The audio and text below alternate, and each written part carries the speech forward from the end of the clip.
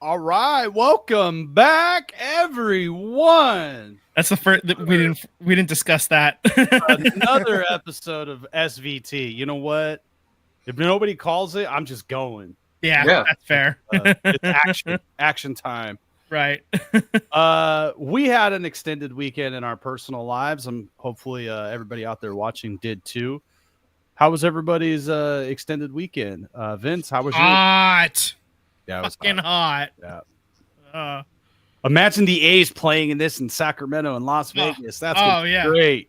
Yeah. I think it was 108, 1 to 110, and then Vegas was like 114 to 117. Somebody legit had a sign at Oakland saying like game time temp 75 Oakland, 104 Sacramento, 112 Las Vegas. Like, yeah. Yeah, it was crazy hot this week. Very, it's going to be hot later this week too. Bay Area is usually like what, cool 70, 72. It's kind of like our average right now. So anything above 80, it just gets like, what the hell is this? I know a lot of parts of the country like 80 is perfect, but we ain't used to it out here. So not all Bay Area houses and apartments are built with air conditioning because we did not need it. So That's right. My place does not have AC or insulation because it's that old. So, yeah, it sucks when it's hot. But my good old neighbors a year ago gave me their window AC unit. And boy, I tell you, that's a godsend because that boy has been cranking all last week. We were in a comfortable 65 to 70 degrees in the house at all Yeah. times. Man, fucking electric bill. Let's go. Yeah, fuck that. PG's already, raped me anyway, so rake me more over the coals. Why don't you? Yeah. we have the little split unit that's a heater or a AC. For us, it seems like it gets hot like later in the evening, not in the afternoon where it's like hottest outside. So it seems like it gets hotter in the evening. So we had it on like 6, 7 o'clock, and then it starts to cool off, and then we could kind of shut it off after that. But thank God for that AC unit because we would be hating life even more. I'm on the 4th floor of an apartment complex. I don't have AC. It's not fun. Yeah. Well, hot off the presses, I think we're jumping into this, basketball. Yeah. Yeah, get that slide up, Tim, and Yeah. Tyler, talk us through it. This team trade. Oh my gosh. Yeah, I had to literally, somebody on Reddit made a post to kind of help navigate this 6-person trade, and then they go, it also really wasn't the greatest thing, but it does the job. It serves its purpose here. But Right. before we get into this 6-person trade, which ultimately landed Klay Thompson in Dallas, I did want to note that the Warriors plan to hire Terry Stotts as their lead assistant coach and Jerry Stackhouse as another assistant. So great. I think those are excellent hires. I think Terry Stotts kind of had a bad rap with how things ended in Milwaukee, but Yeah, a little raw deal there. yeah, by all means, I think I love Terry Stotts as an offensive-minded player. Gave the Warriors fits during some playoff series there with Dame and whatnot. So I'm happy to have him on our side this time. So in the free agency madness here, okay, to keep it simple, Klay went to Dallas, right? Yeah. But in that trade, to make things happen, money-wise, salary-wise, it's crazy. So in order for the Warriors to trade Klay Thompson, the Warriors, and I'm going to use them as the stepping stone here. Everybody, all these players were signed in trades. So all Yes. the players were signed and then traded. Yes. Yeah. So the Warriors traded Klay to Dallas. They then did a 2031 second round picks for swap and cash with Minnesota for Kyle Anderson. Okay. So then Dallas, to make this work, had to send a 2031 second round pick to the 76ers. And then to make the cash work, the 76ers had to sign and trade Buddy Hield to the Warriors. Now, to make it work for Dallas on their end, everything I just noted, they also sent Josh Green to the Hornets and a 2025 second round pick, as to which the Hornets sent a 2025 second round pick to Minnesota And then they also sent cash to Denver, and Denver sent Reggie Jackson, 2029 second round pick, and a 2030 second round pick to the Hornets to complete this 6-man trade madness. 16 trade, yeah. 6-team trade, yes. Madness. So if you didn't catch along with that, it's okay. I still don't fully understand what I just said to you. Yeah, so let's just break this down. In the end, Dallas is getting Klay Thompson and a 2025 second round pick. Yes. Minnesota is getting a 2031 second round pick swap and a 2025 second round pick and cash. The Warriors are getting Kyle Anderson and Buddy Hield. Denver's getting some cash. Charlotte is getting Josh Green, Reggie Jackson, a 2029 second pick and a 2030 second round pick. And the Sixers are getting a 2031 second round pick. And Minnesota's also getting a 2025 second round pick from the Hornets. I think I said that, but I got lost in all the picks. Yeah. Anyway. Yeah. Yeah. I was listening to some guys break it down on the radio this afternoon, and everybody was assuming it was like, this transaction for that player and then another transaction for this player. And it didn't really come out until this morning or maybe over the weekend, actually, that it was the 6-team and it was to make money and salaries work, because sign and trades, you can't just, the Warriors could not just go out and sign these players. So they had to work all these sign and trade deals. And then they may not be done.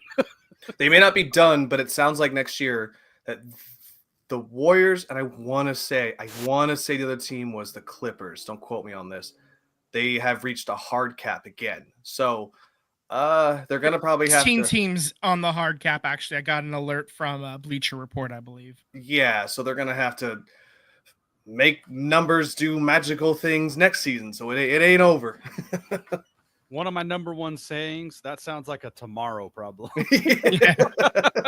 Yeah, that's future Warriors. Let them deal with it. Yeah.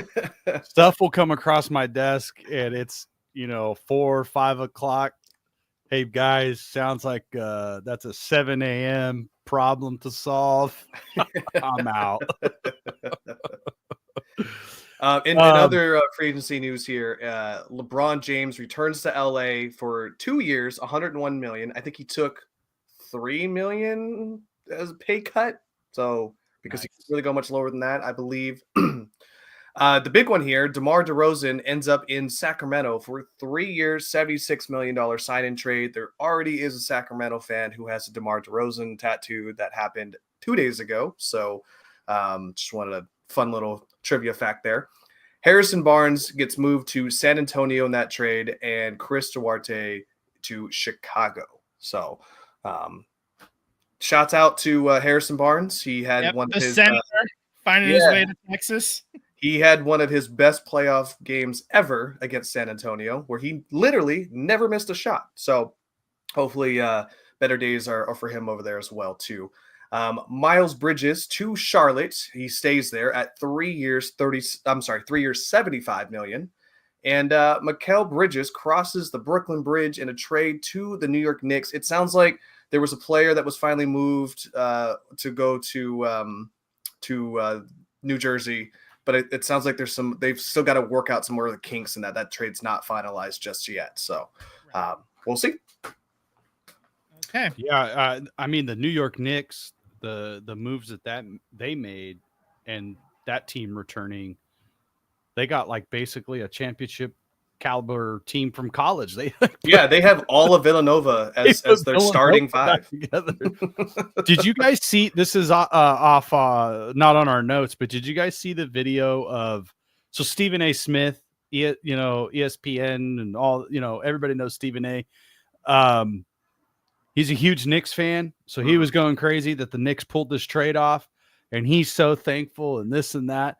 Somebody went and found the clips that said Villanova wasn't going to be a championship caliber college team, and just like in a few short years, how much he's flipped on all of these players. It just goes to show that whether you're at ESPN or Fox Sports 1 or whatever, nobody knows what the hell they're talking about.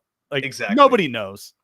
Yeah, we actually on Thursday, when you were barbecuing, we were talking about the Giants, the football Giants, and how their little clip from behind the scenes talking about Saquon, and how basically they're just talking about him kind of like how we talk about players. So like nobody's going to pay for him. Yeah. Nobody's going to offer him that in free agency. Yeah. And they're just like, and they're completely wrong about it. And they're, Well, they're just one guy in shooting the shit, room was basically. right. Yeah. One guy was like the consciousness of the stupidity in that room. Yeah. He was but, that guy was the running back coach. No, I don't know.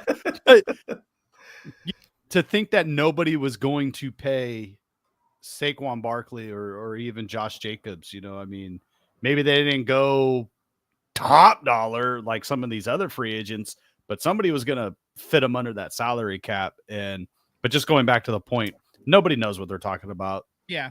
Nobody. The difference between us talking fantasy football and those guys is they already had a foot in the door in all likelihood. They, Right. Like, Nepo baby type stuff, or, they were just coaching forever and For sure. failed up, especially with the Giants. They definitely, a lot of those guys failed up, to be sure.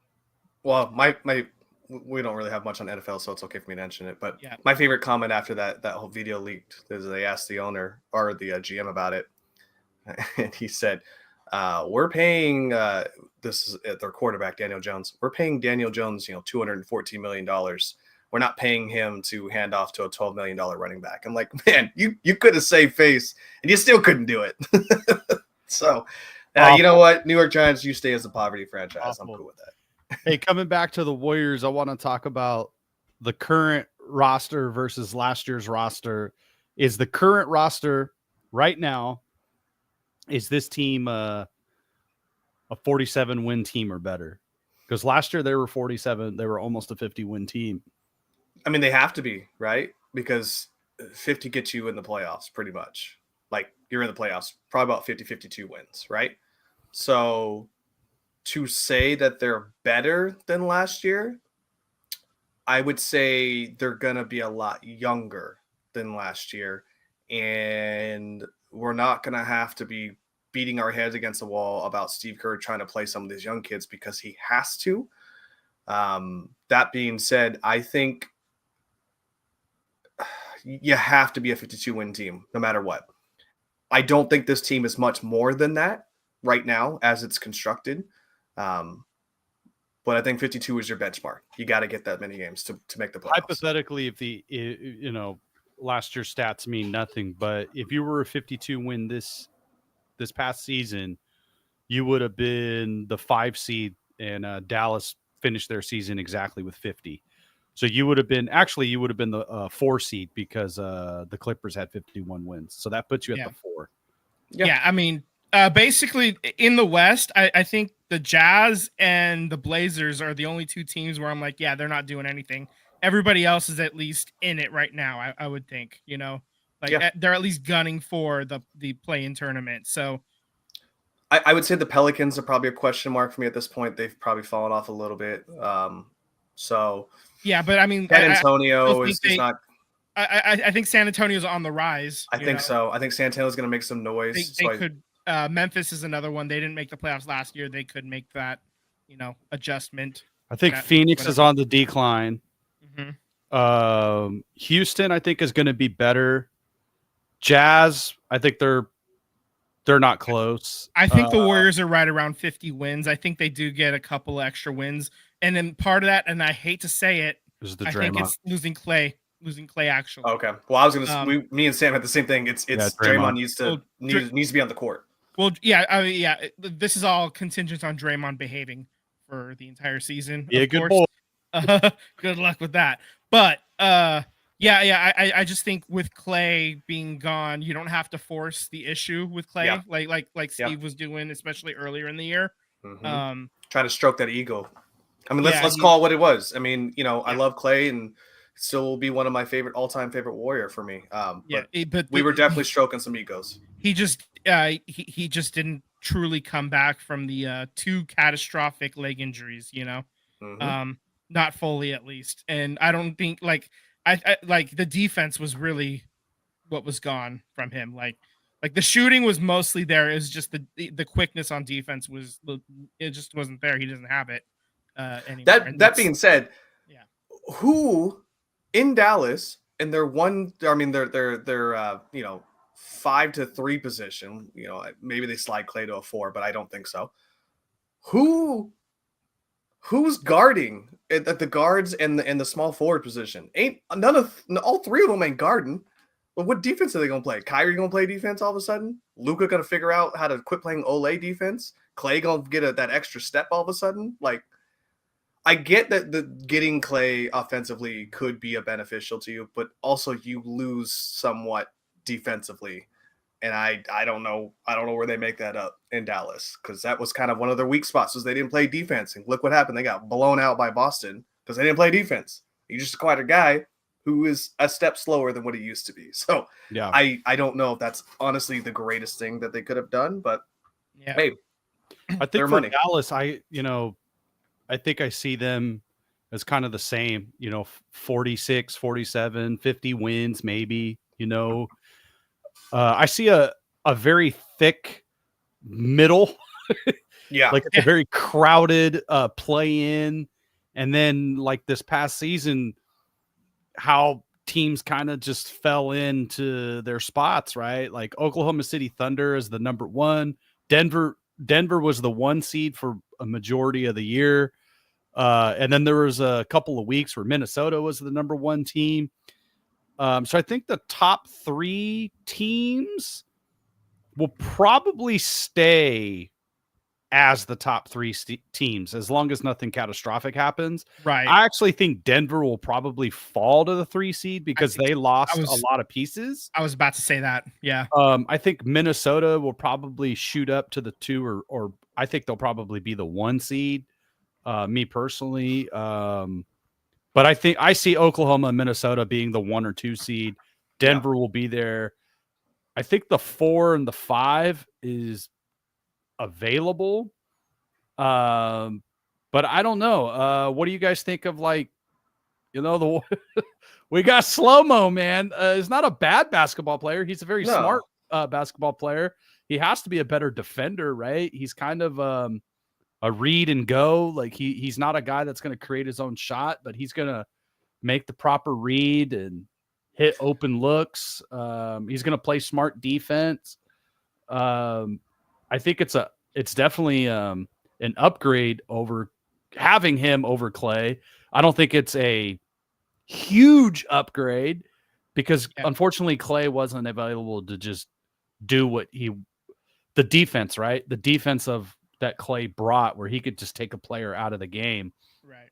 But I think Kyle Anderson can slow a player down. My question is this. All right. So I was a little frustrated with it because I was like, we just went from being a slow team to possibly being an even slower team. Like Kyle Anderson moves at his own beat, right? And he's good at that. And, that's how you're the name Slow-Mo, Turtle, But my question is this. Kyle Anderson's probably not starting, right? Kuminga's going to start, right?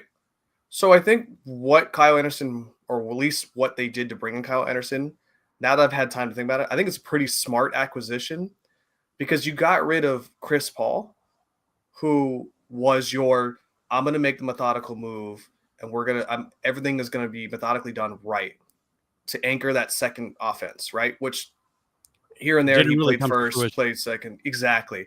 I think Kyle Anderson being younger and having a good defensive awareness and similar attributes of Chris Paul, maybe not Lob City, but making the right read when he has to every single time, because he led the league in like top 5 in assists for like the last 6 seasons. So I think Kyle Anderson being the replacement for Chris Paul at the money that we got him, A+ trade, honestly, A+ sign and deal trade, because now you got a guy who's going to anchor that second unit.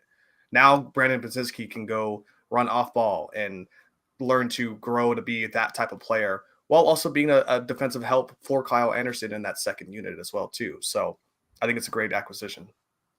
Yeah, we didn't even get a chance to talk about Buddy Hield yet. I mean, you get a guy who's I think I read somewhere over the past 6 seasons, he's the second best 3-point shooter in the league or something. He has the second most threes since 2017, behind one Stephen Curry. Right. So I mean, Buddy Hield's a very frustrating player. He can take over a game and go on a run of shooting.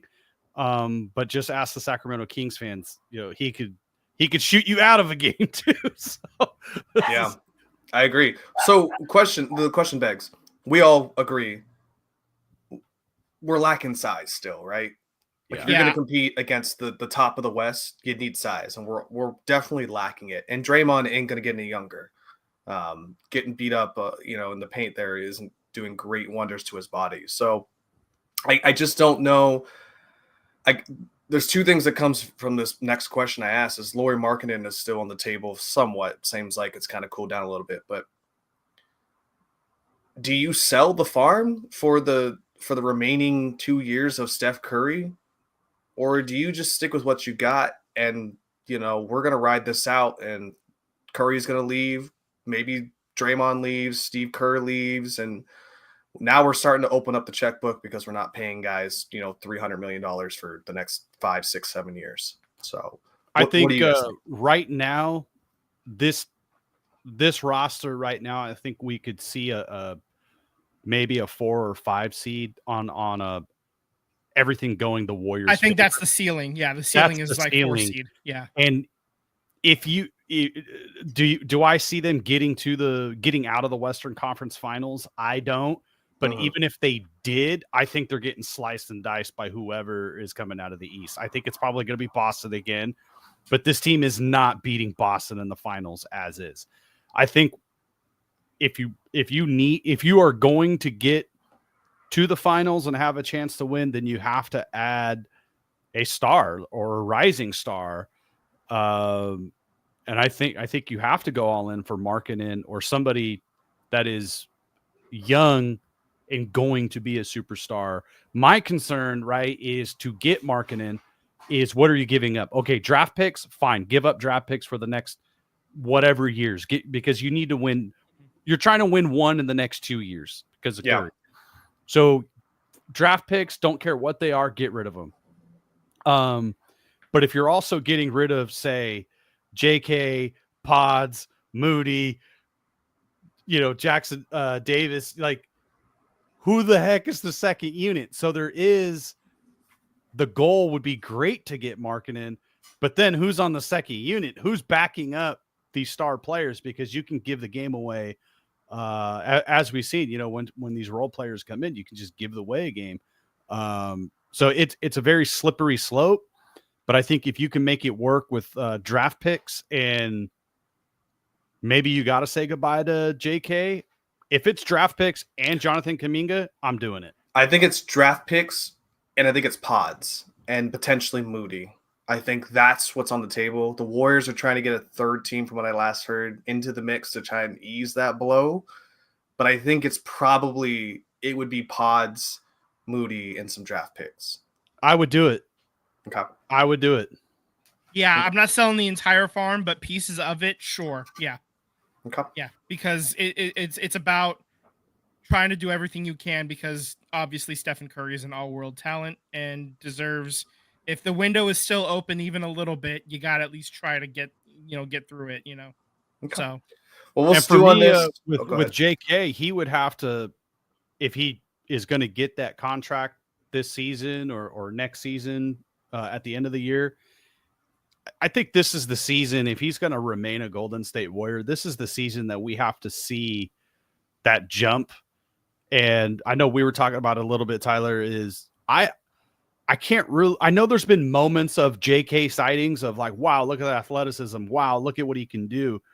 But I can't really recall a game that he took over and was clearly the best player on the court from beginning to end. There's been moments, but I can't really say there's been a game or 2 games where he's just been an absolute beast on everything. I would say that there's some games where he's taken over and then didn't get to start or close out a fourth quarter. And you're like, well, why?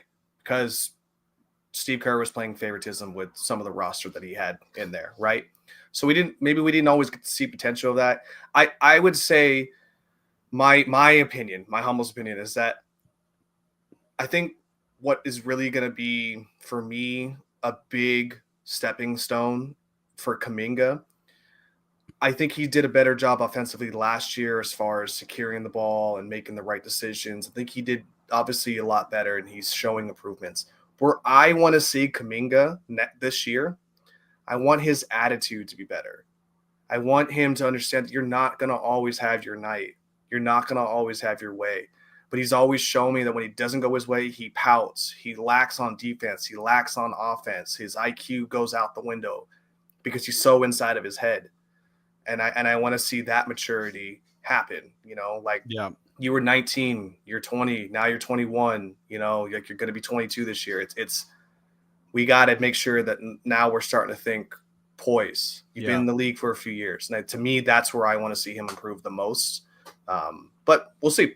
I think Warriors are going to pay him if they feel that he's the best player going forward, or they'll move him on and, we'll get a bunch of draft picks out of it. We'll see.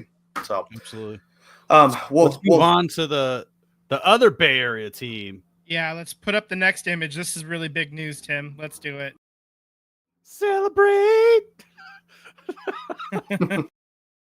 It would be so nice. Oh man, I mean, huge news.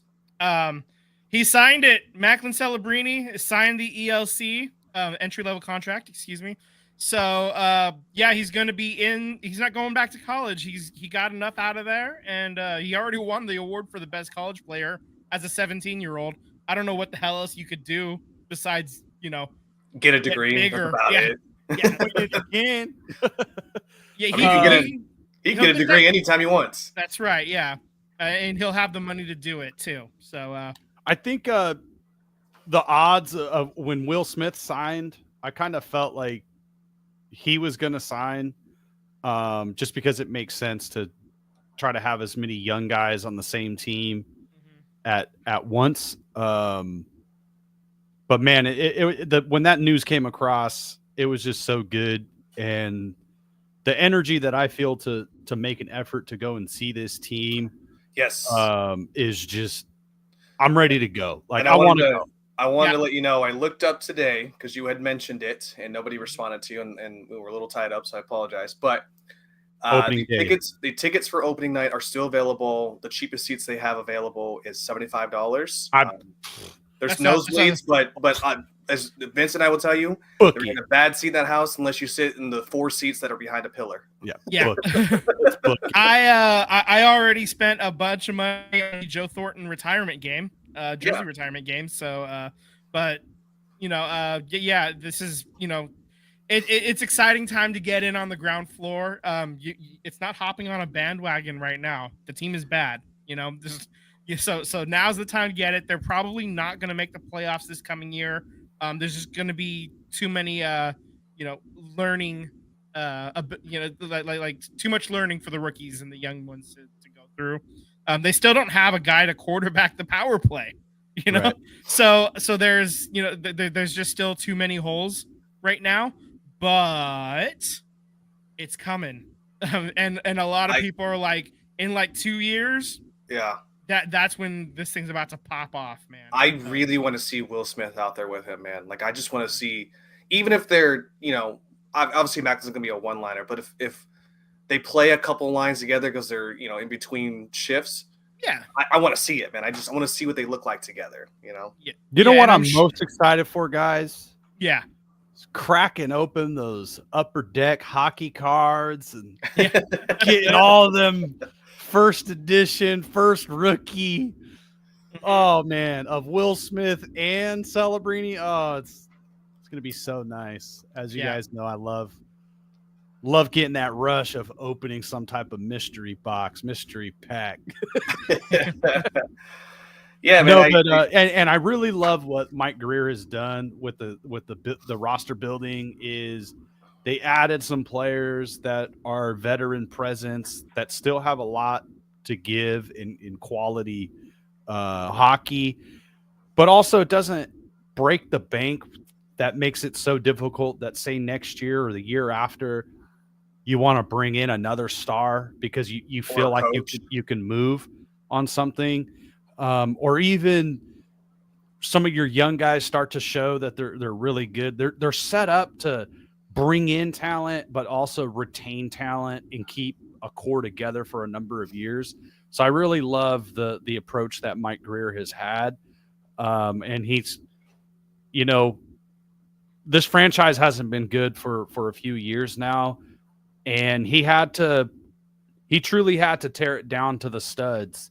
And I think this is no rebuild is pretty, but this is, you know, as you're starting to see this come together, it shows a lot of promise, and there's definitely a lot of excitement around the organization. And there's going to be a ton of Sharks and Warrior crossover because of his father and Draymond being a big hockey fan right now. Yeah. Draymond's definitely going to open the doors for the tank at some point. Absolutely. Yeah, so that's going to be so fun to see that.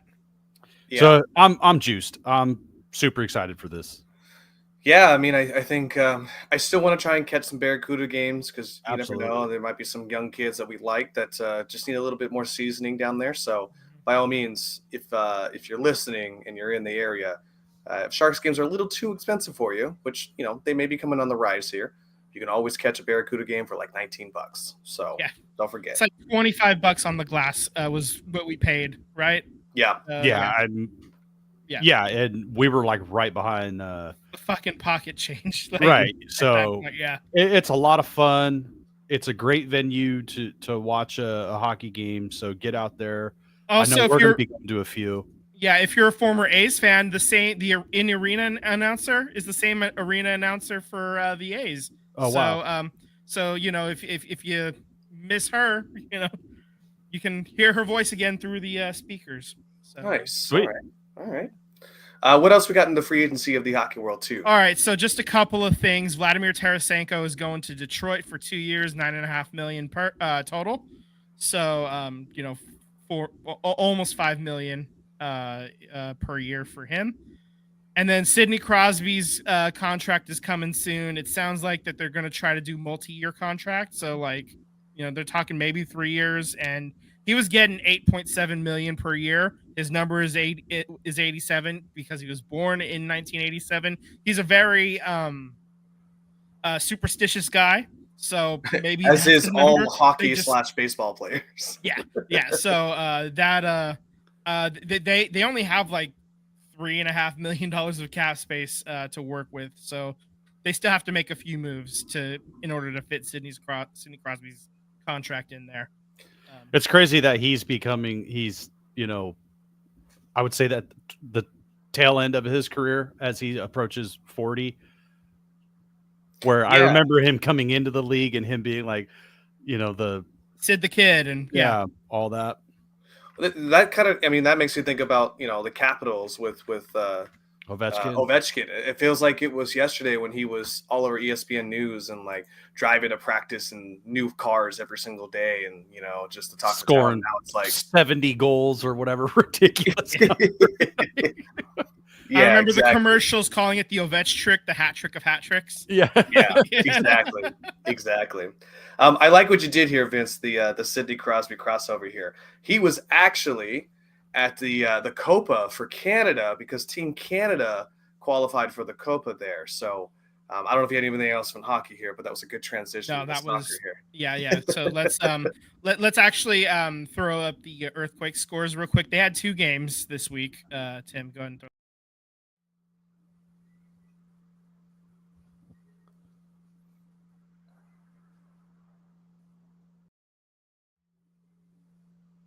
All right. So they take a loss at St. Louis on Wednesday, 2-0, and it was not as close as the score might indicate.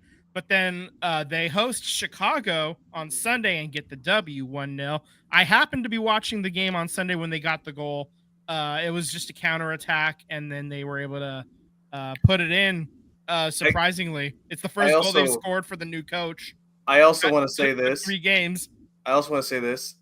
What time is it, by the way, guys? What time is it? It's Fuck John Fisher o'clock. Yeah. He was actually at the fucking game against Chicago. There's a picture of him there. And I was like, that makes me more upset that you were there. Just like, don't be there. Just go hide in your fucking hole and die. That's where I want you to be. Take your fucking paycheck, you know, your little options, cash options, whatever the fuck, however however you squeeze the money out of this piggy bank called a sports team, man. Just Ugh. go fuck off into the sun. Godly. Anyways, I'm sorry. All right, so that puts them up to 4 wins, two draws, and 16 losses for 14 points. Dead last in the West. Their upcoming game is Saturday against Sporting KC. So Saturday the 13th, and so they have more losses than points. That's not good. Definitely not good. You get 3 points for a win in soccer. It's only 2 in hockey, so it's still pretty rough, even with the rare W. And the stands were pretty fucking empty. So they were like god awfully empty. Yeah, the Quakes fans are in agreement, like in solidarity, I guess, with the A's fans about having just a total shit incompetent owner, and they're just tired of it. You know, it's like I see it I see the Reddit threads, I see the posts on Facebook. Yeah, that's one place. The Quakes do have their comments turned on, so if you're an A's fan, go over to the Quakes and start chirping them there. The Quakes fans that I've seen on Reddit are starting to build momentum on this whole sell the team thing on their retrospect. So, granted, same ownership, but maybe don't really appreciate or care for baseball. And it's fair enough. They got the Giants in the area anyway, so maybe a lot of them are Giants fans. But they are starting to build momentum on this sell the team for the Quakes. So I'm loving to see this community grow amongst the Reddit viewers on that site over there. So it's good to see. I still find the morons that are, well, when they come to our town, it's gonna be different. No, it ain't. No, it's not. It'll be different for maybe a year or two at most to try to save face. But at some point, they'll be dog shit, and they'll be forever dog shit. And no matter how much money they're making, they ain't gonna sign anybody. It's John Fisher is the epitome of just a nothing burger. He hasn't done anything on his own. All his money has come from mommy and daddy and other people helping him make money. He hasn't done a fucking thing. Like, he hasn't created one thing. He actually ran the Gap into the ground. Remember in the 90s when he took over it and he changed the brand, he changed the logo, and then nobody bought it anymore. Then they had to change it back. They never fully recovered from that. He's still running the other stuff down the ground. Old Navy is also posting negative numbers. Banana Republic is posting negative numbers. Athletica is posting negative numbers. So, yeah, incompetence breeds incompetence. No, he's not a good person. He's not a good businessman. He runs everything like this, and he runs it into the ground. Yeah. Yep. All right, so let's move on to NWSL news. Tim, the next image. Every time we talk about John Fisher, these dogs are nuts. Are we good? Okay, cool. Yeah. So Bay FC took a loss, 3-0 versus the Washington Spirit on Saturday. And basically, the first 20 minutes is when 2 of those goals were scored. It was just they were completely out of sync, just for whatever reason. They didn't get it together. And then from then on, they basically dominated the game. Unfortunately, they allowed one counterattack in the second half to get the third goal. But other than that, like, shots were being taken. Kundananji had one just missed the top corner. Like, there was just the final piece, the final connection, getting the ball in the net.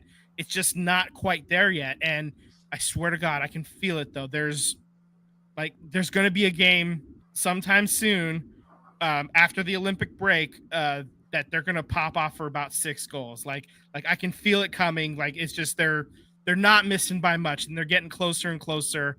And they're still in 8th place. They're still in the playoff spot right now. So Bay FC is going to make I'm think they're going to make a lot of noise in the second half of the season.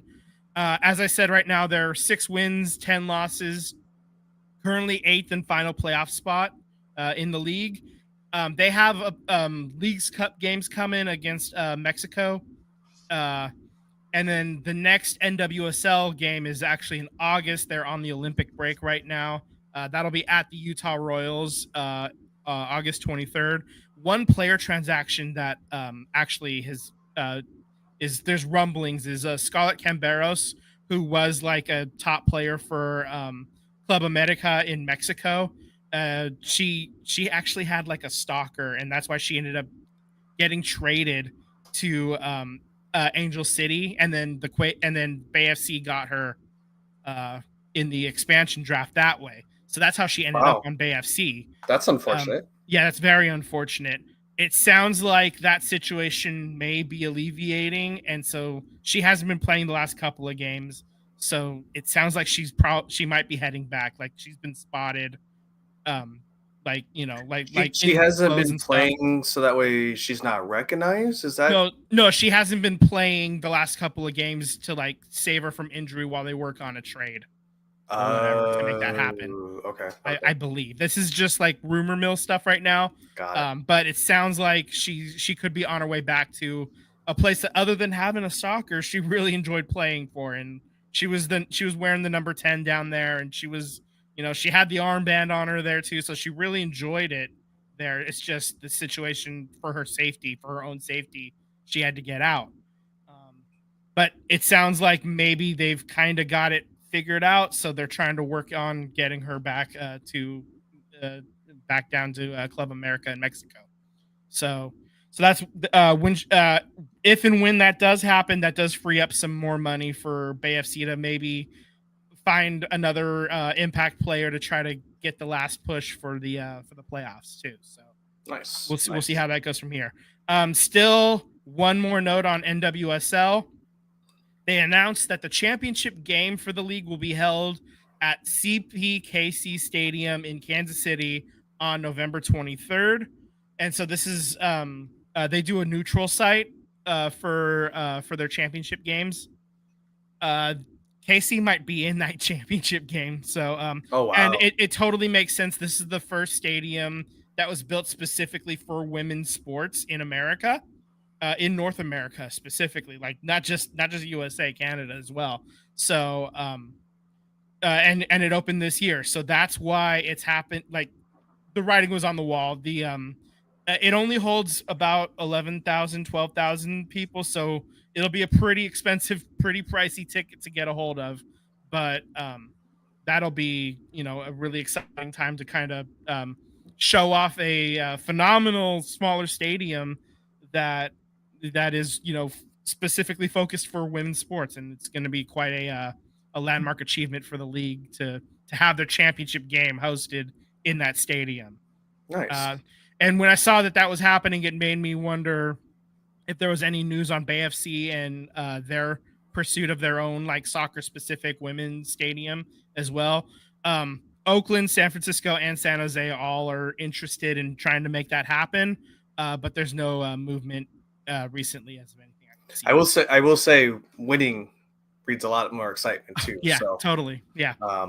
Unlike how they used to it. But yeah. Yeah. Cool. I like that. I like Yeah. it. I do hope they get a stadium soon. It's refreshing to see. You've got the WNBA and the Valkyries coming up soon. They don't have their own stadium, but they're going to be playing where the men play. So a lot of pipeline in the Bay Area of women's sports just keeps growing, and I love it. So, yeah. What I don't love on Fisher. All right, let's throw up the next image, Tim. I've been refreshing my phone all day, and it has been happening. Not yet. No news yet. Just like rumblings of a possible meeting, but Team USA lost in the Copa America tournament. We were talking about it last week. It was happening while we were broadcasting. They ended up losing 1-0.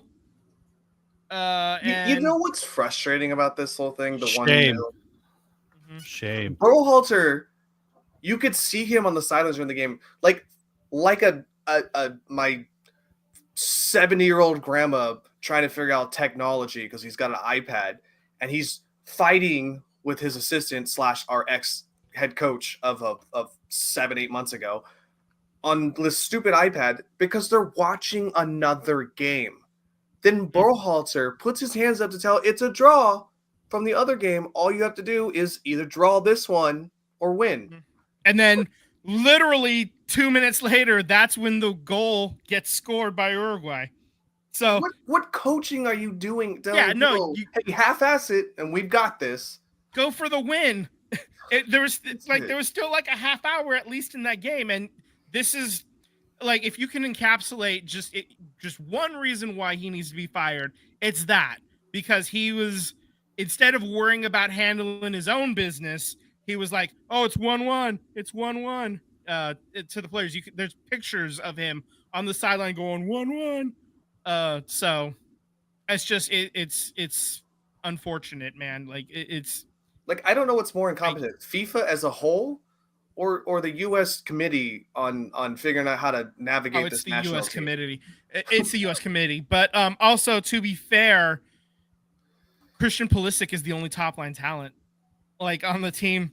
Like everybody else, they're like playing in Europe, but they're they're not like super top flight like impact player in Europe. Yeah, I mean, They're Balogun is probably on his way up there, but he's still so young. Yeah, exactly. So.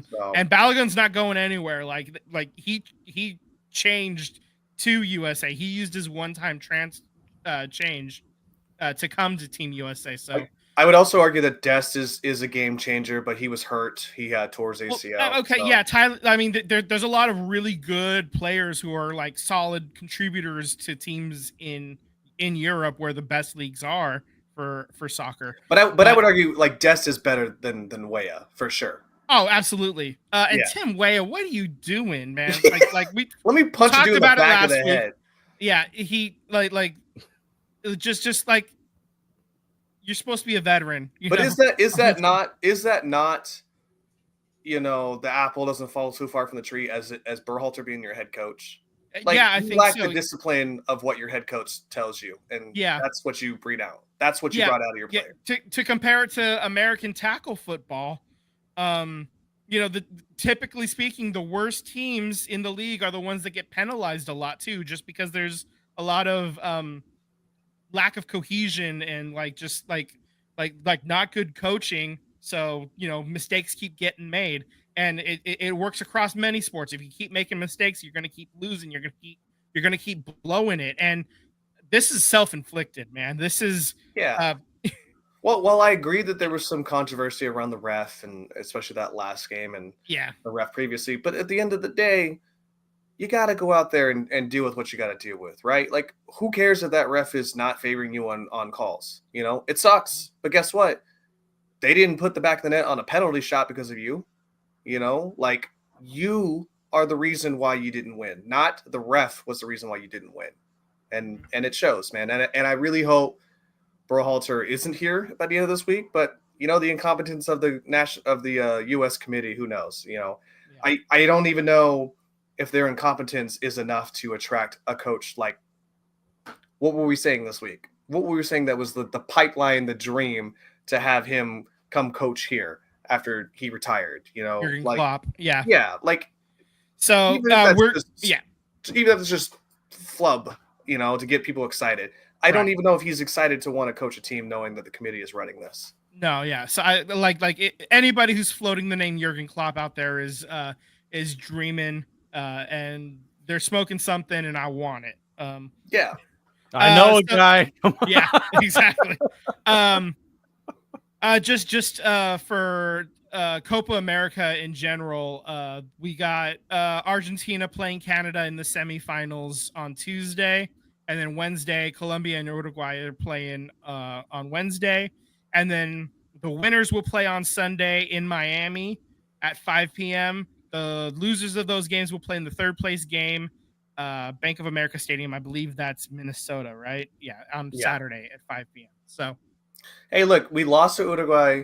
They barely beat Brazil. It took penalty kicks. So, hats off to them. I hear I'm bashing my team, but let's be a sportsman about this. But Uruguay played their ass off, and they won that game fair and square. So I'm not gonna knock them on that. And they did a good job beating Brazil. Which, God, Brazil, man, what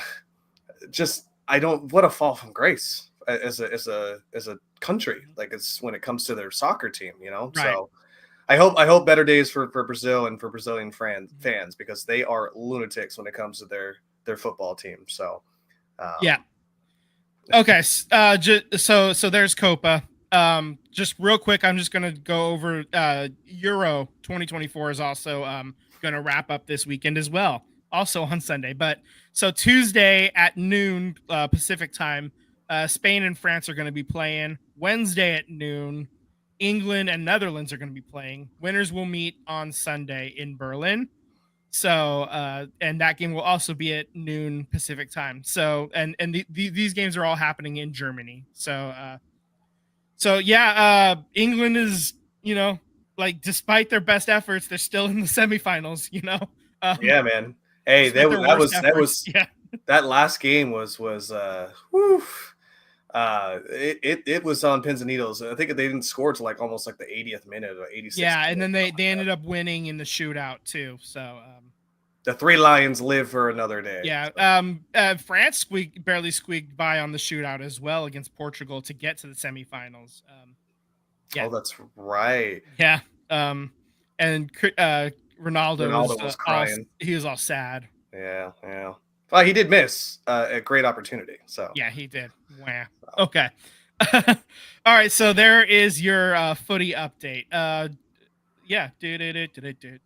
Okay. So for baseball, the only note we have is fuck John Fisher. Yeah, always. I know the All-Star team was announced. Mason Miller made it from the A's. Cool. Yeah. He'll probably be traded in about a week. So yeah, his trade value will never be higher. He gone. Even if he is a rookie, he gone. Yeah. So fuck John Fisher. Let's move on. I just want to do a quick primer about the Olympics coming up in a couple of weeks. So Tim, let's just switch that image over. All right. So July 26th is the opening ceremonies. August 11th is the closing ceremonies. Paris is 9 hours ahead of California in terms of time. So 7:30 is the local time for when the opening ceremony will start. That means it'll be 10:30 a.m. for us here in California. Just for those that are curious, and I enjoy the Olympics. I know how the sausage gets made is terrible, and like there's a lot of really bad stuff that happens. The Seine River is supposed to be hosting events. People haven't been allowed to swim in the Seine since 1923. Like, it's against the law. So that's how gross it is. And they say they've been cleaning it up. They're saying that there are improvements, but for athlete safety, I don't know how they're gonna do it in the Seine, and there is no backup plan. So I don't know. Maybe I don't know, man. This is I'm a little concerned about some of this stuff. So just as a side note, LA is going to host the 2028 games, the next cycle. So that'll be an opportunity for us to, go to the Olympics and have it be a lot closer. We could drive there. That's kind of cool. They might even have some events up here. Who knows? I think they will. I think they'll have some events up here. Yeah. Sure. I mean, softball is going to be happening in Oklahoma. So, the soccer tournament for Paris is going to be happening in 6 different stadiums across the country. So can we talk about this roster for the men's national team for USA? What is this roster that they constructed? Well, it's an under 23 team. I get it, but they don't even have anybody from the under 23 team on it. They got one guy that everyone knows. They got Zimmerman on there, which I didn't know he was under 23. I'm gonna be totally honest with you. Man, yeah. This is this is the first time they're playing in the U.S. men's under 23. This is the first time in 12 years, I think, something like that, since they've last been to the Olympics. This is probably going to be a quick exit for them. I don't have any faith in U.S. Soccer program in general as it stands right now. That's for the men's side. Let me clarify. The women's side, I actually do have a lot of confidence in, but the men's side, I don't, man. This is disappointment is incoming. A team that shouldn't be disappointing is USA Basketball. They're going to have a showcase in Vegas July 10th versus Canada, and then July 15th against Australia. So Did you Yeah. see who got hurt today? no, Who? KD. Who? One of our boys in a scrimmage took a elbow to the face. What's the pods? Yep. He always From takes an elbow to the face. from He'll be from fine. Embiid. He was out. He left.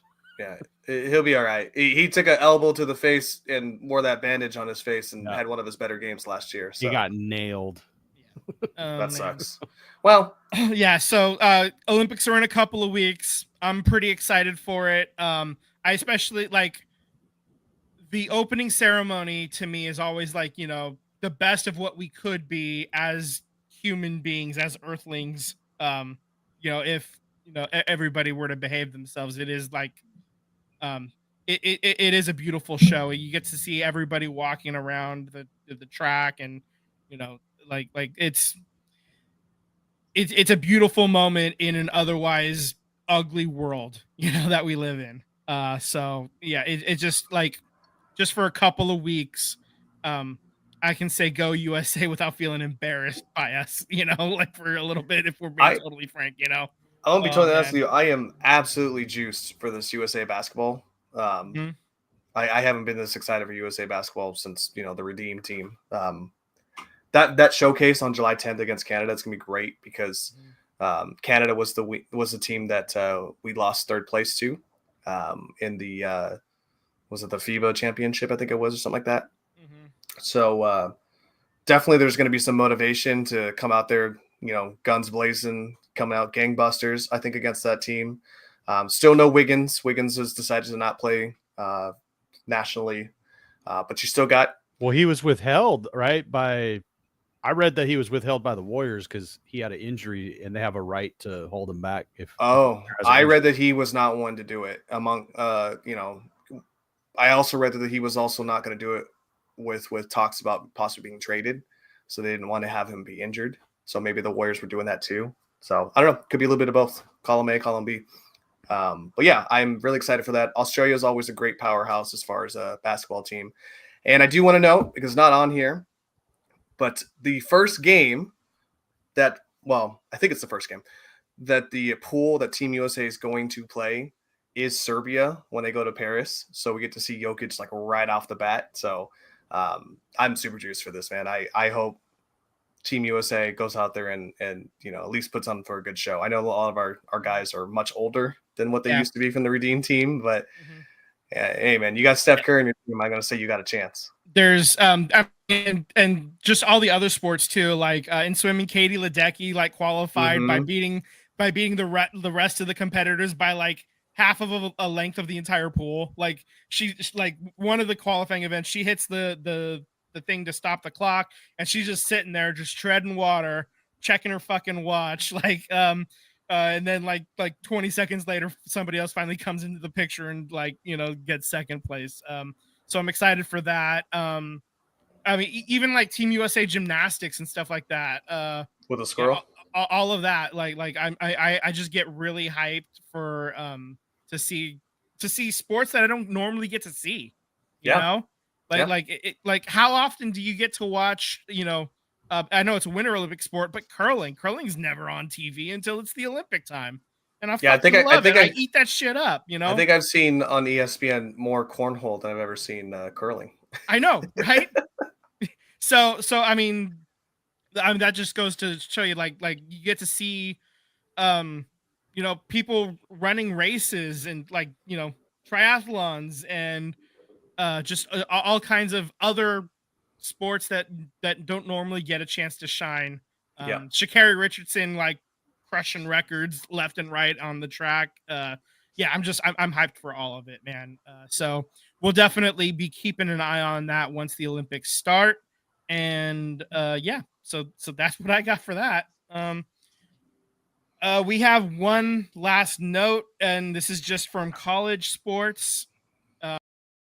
NCAA Division I is removing cannabis from the banned drug list for all sports.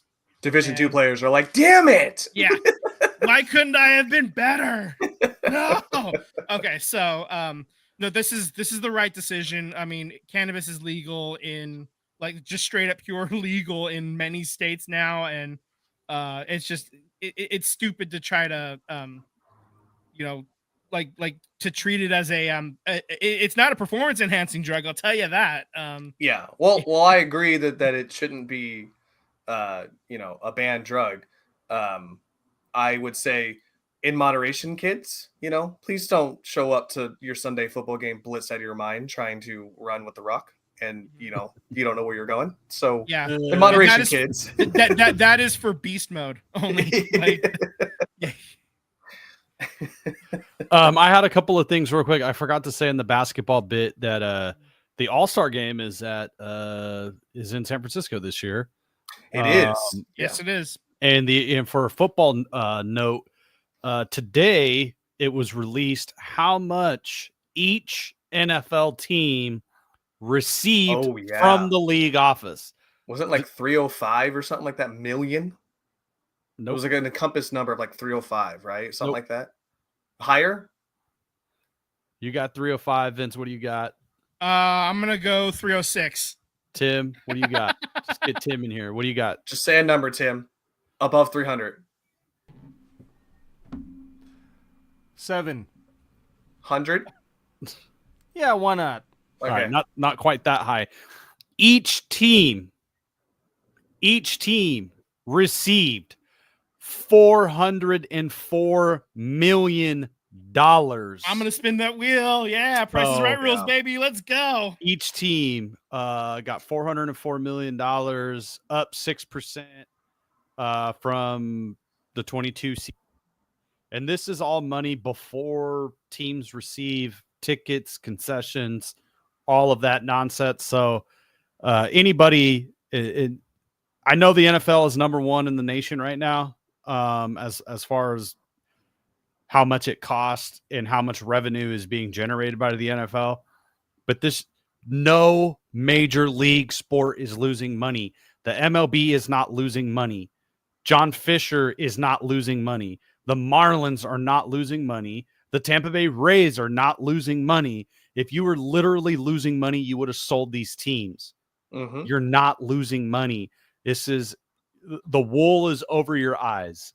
If anybody wants to defend these billionaire owners, it's literally an ATM. John Fisher has turned the Oakland A's into an ATM, and he's withdrawing the cash every single year. Where is all the revenue sharing that John Fisher has gotten over the years?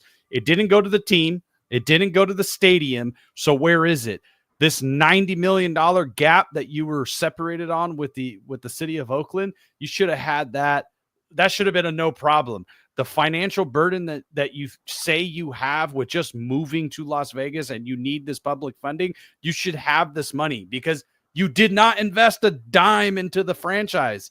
So any of these owners that say we need public dollars, and now that the Kansas City Chiefs are saying they need $1 billion to build a new stadium, they just got half of that. Yep. In one season. They don't need public money. Enough's enough. Like it's crazy that people cape up for a billionaire sports owner. That's all I got. Amen. Couldn't have said it better myself, so I won't try. Any memes this week, guys? I didn't do anything. Sounds great to me. I think that is a perfect send-off. Yeah, that's the best way to end it. So thanks for listening to the podcast. Subscribe on YouTube, hit the bell when we go live. Follow us on Instagram, Threads, SVT Sports Pod. Send us an email too, svtsportspod@gmail. Slide in them DMs. Let's do this. Later, guys. Later, Bye, guys.